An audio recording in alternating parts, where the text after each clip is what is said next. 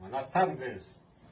Vamos a hablar del caso de peculado más grande y trascendental en toda la historia de Colombia, lo que fue la caleta de dinero de las FARC que se encontraron los del ejército. Vamos a hablar de eso. Entonces, ¿qué tenemos?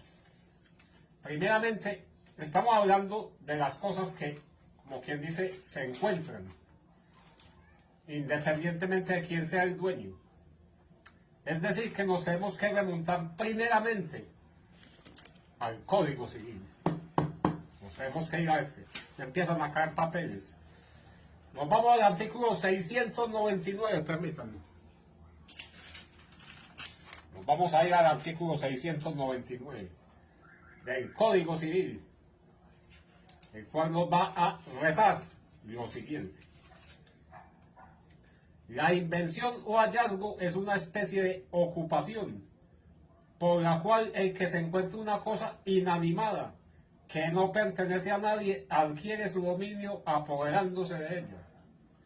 De este modo se adquiere el dominio de las piedras, conchas y otras sustancias que arroja el mar y que no presentan señales de dominio anterior. Se adquieren del mismo modo las cosas cuya propiedad abandona a su dueño. Oigan, como las monedas que se arrojan para que las haga suyas el primer ocupante. No se presumen abandonadas por sus dueños las cosas que los navegantes arrojan al mar para alijar la nave, o sea, para que quede menos pesada y no se vayan a hundir. Como esto es tan demasiado viejo. Estos códigos de cuando no existía el automóvil, no existía el caballo y todo, ¿sí me entienden? Entonces, por eso estamos. Entonces, obligatoriamente también debemos leer el artículo 700. Dice que el descubrimiento de un tesoro es una especie de invención o hallazgo. Se llama tesoro la moneda o joyas u otros efectos preciosos que, elaborados por el hombre, han estado largo tiempo sepultados o escondidos, sin que haya memoria ni indicio de su dueño. Ok.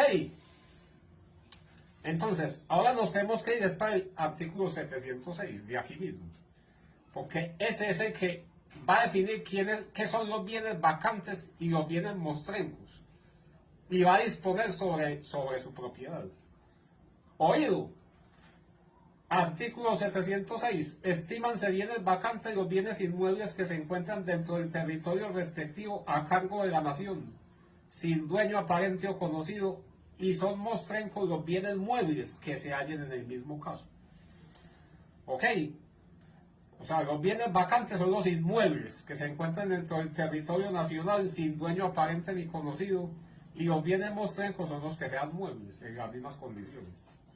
Ok, entonces, ¿qué nos dice el artículo 707? Que fue modificado por el artículo 66 de la ley 75 de 1968. Él habla de que el Instituto Colombiano de Bienestar Familiar tendrá en las sucesiones intestadas los derechos que hoy corresponden al municipio de la vecindad del extinto de conformidad con el artículo 85 de la ley 153 de 1887. Ok. Y dice también que el Instituto Colombiano de Bienestar Familiar va a tener también los derechos que hoy corresponden a otras entidades con relación a los bienes vacantes y mostrencos. Ok. Entonces, estas disposiciones no dan ninguna claridad en lo que respecta a la propiedad de esos bienes aparentemente sin dueño, sean vacantes o mostrencos. El caso particular de hallazgo de la fuerza pública, entonces, por eso se profirió la ley 1201 del 2008, a través de la cual se regula y se reglamenta el hallazgo de bienes por parte de los servidores públicos. Ok. Que aquí no se está pues como diciendo más nada, entonces por eso sale la ley 1201 del 2008. Entonces lo que podemos decir desde ya es que el ámbito de aplicación de esa ley 1201 del 2008 siguen cayendo pendejadas. Se circunscribe específicamente a una especialísima categoría de bienes que van a cumplir con 3 condiciones. Ok.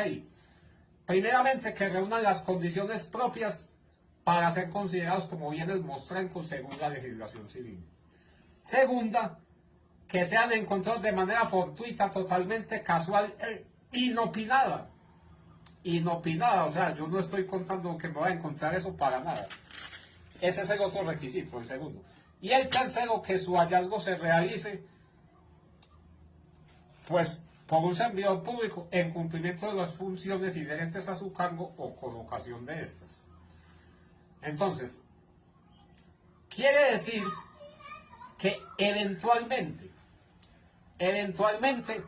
puede catalogarse como un caso de peculado culposo o por apropiación cuando el servidor público en ejercicio de las funciones inherentes a su cargo hallen o encuentren bienes vacantes o mostrencos de propiedad estatal y que incurran en dichos supuestos.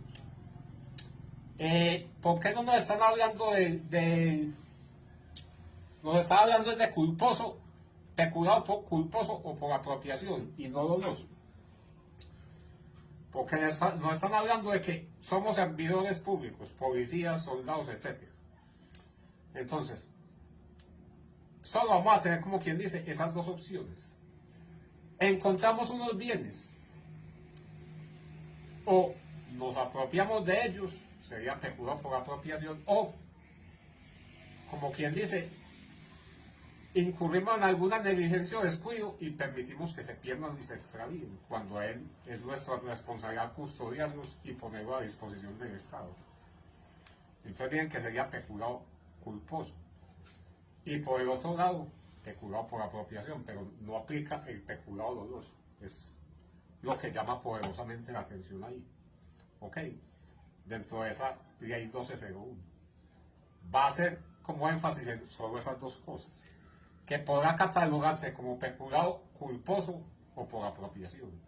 El caso de los servidores públicos, miren que tiene esa lógica. Bueno, por decir algo, supongan que no se iban a encontrar una carreta con dinero los del ejército, sino puro armamento, fusiles y munición de las FARC. Entonces, listo, decomisamos todas esas armas, tal cosa. Supongan que entonces ellos del ejército van en un camión para Bogotá, llevan todo ese armamento. Y bueno, incurran en una negligencia, bueno, se durmieron muchos en el camión, van cansados, saque, descuidado la vigilancia, y ahí sale un grupo armado, los coge de quietos, los encañona y se roban el armamento. Entonces miren que eso sería peculado culposo, no doloso, sino culposo. Y de ninguna manera va a aplicar pues el peculado por apropiación. Se sabe que ellos no se van a llevar esas armas para ellos, no se van a apropiar de ellos, no que las están llevando pues para entregarlas, pero que incurran en una negligencia y descuido de vigilancia y seguridad, y llegue un grupo armado y le robe esas armas. Pues, por eso es que está haciendo solo esa salva como esos dos posibles casos, con los servidores de la fuerza pública, o que sea peculado culposo, o que sea por apropiación. Ok, yo creo que ahí les queda muy bien entendido, porque esa ley 1201 se circunscribe como a esos dos casos. ¿Sí? Entonces, lo que llama la atención es que la jurisprudencia señala que no se trata de un nuevo comportamiento, sino de la reiteración de uno previamente existente, y que como tal se deriva de las disposiciones de este Código Civil, ¿ok? Que se aclaran con esta nueva ley 1201 del 2008.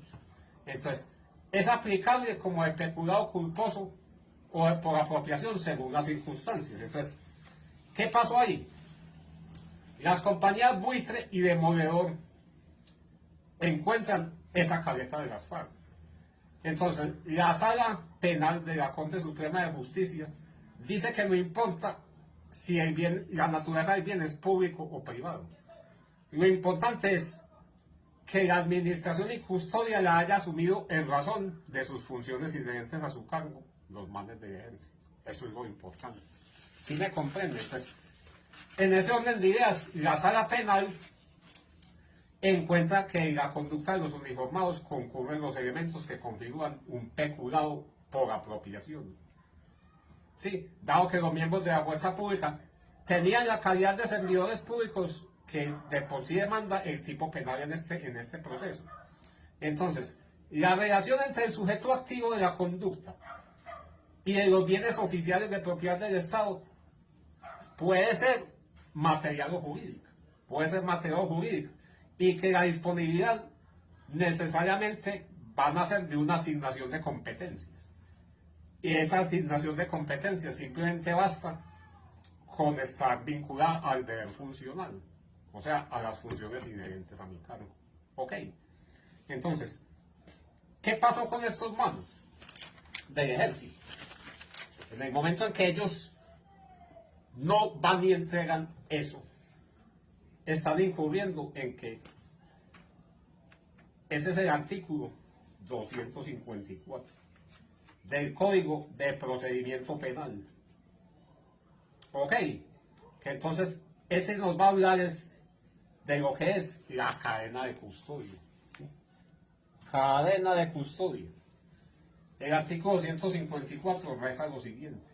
Aplicación. Con el fin de demostrar la autenticidad de los elementos materiales probatorios y evidencia física, la cadena de custodia se aplicará teniendo en cuenta los siguientes factores: identidad, estado original, condiciones de recolección, preservación, embalaje y envío, lugares y fechas de permanencia y los cambios que cada custodio haya realizado. Igualmente se registrará el nombre y la identificación de todas las personas que hayan estado en contacto con esos elementos. Oigan pues.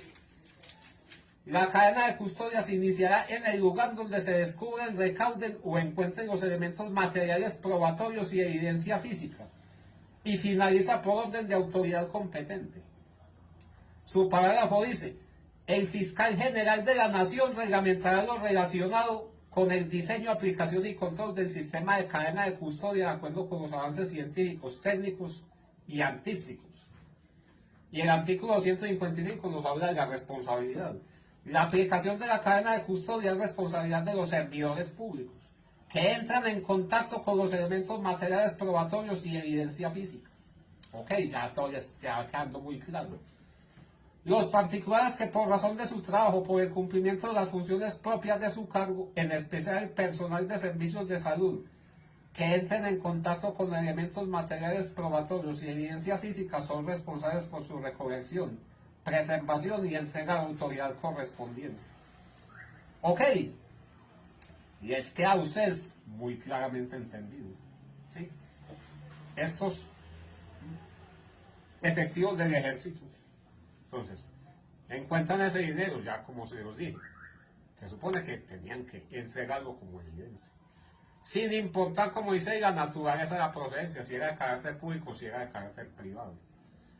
Sabemos que era un dinero de una organización criminal, que obviamente pasa a manos del Estado, pero no para, ni mucho menos para que el Estado disponga de él y lo gaste en salud, educación, ni mucho menos.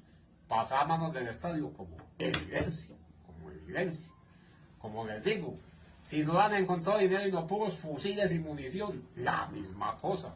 Tiene que pasar a manos del Estado como evidencia contra ese grupo criminal. Entonces, por eso ustedes entienden cómo esa ley 1201 se centra nomás en esos dos tópicos. De que para los uniformados que encuentren cosas, o se puede presentar el peculado culposo o el peculado por apropiación, más no el doloso. Ya me entienden por qué. El culposo, bueno, esas armas que encontramos, todo eso, tal, las tenemos que llevar para Bogotá, nos descuidamos por el camino, nos las robaron. Culposo, culposo. Hombre, resulta que no hay armas sino dinero. Entonces, no lo vamos a llevar para Bogotá, lo vamos a llevar para nuestros bolsillos. Peculado por apropiación, ok.